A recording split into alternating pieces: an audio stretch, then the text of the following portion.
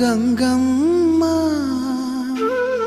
కృష్ణమ్మకు చెప్పమ్మ కష్టం కలిగించొద్దని,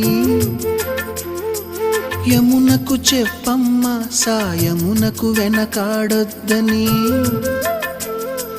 గోదారికి కావేరికి ఏటికి సెలయేటికి కురిసేటి జడివానకి దూకే జలపాతానికి నీతో బుట్టులందరికీ చెప్పమ్మా